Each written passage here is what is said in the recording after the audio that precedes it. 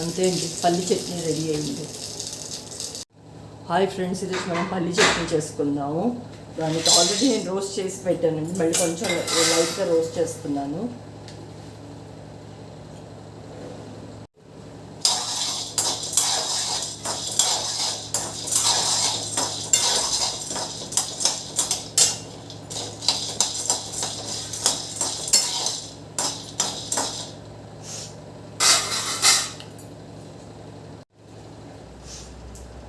పచ్చిమిరపకాయలండి, కొద్దిగా ఆయిల్,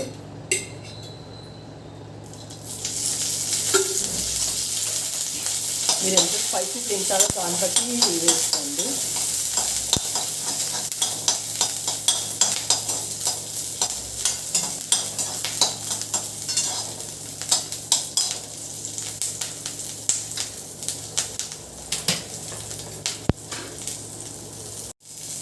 తీసేస్తున్నాను.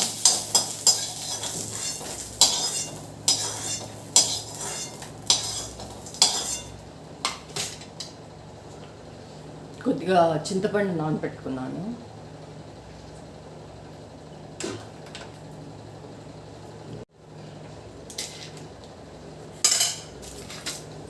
ఇవన్నీ రోస్ట్ చేసి పెట్టుకున్నాం కదండి, ఇవి మిక్సీలో వేసేసుకుందాం. దాంతో పాటు కొంచెం బెల్లం కూడా యాడ్ చేస్తున్నాను. అది వెగిటు అంటారు కదండి పల్లీలు వేసుకుంటే, సో దానికోసమని కొంచెం పల్లి యాడ్ చేసుకోండి, బాగుంటుంది. దానికి కొంచెం ఉప్పు కూడా వేస్తున్నాను, ఒక స్పూన్. మిక్సీ పట్టుకుందాం. కొంచెం చింతపండు కూడా వేసుకుంటున్నాను, వాటర్ కూడా యాడ్ చేద్దాం. మిక్సీ పట్టుకుందాం అండి. మళ్ళీ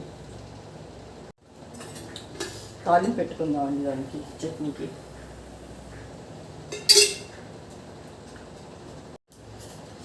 ఆవాలు, జీలకర్ర, ఇదిగో మినపప్పు, ఎండుమిర్చి,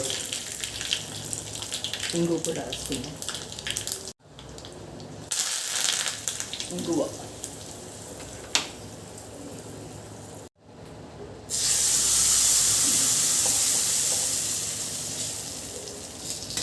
అంతే అండి, పల్లి చట్నీ రెడీ అయింది.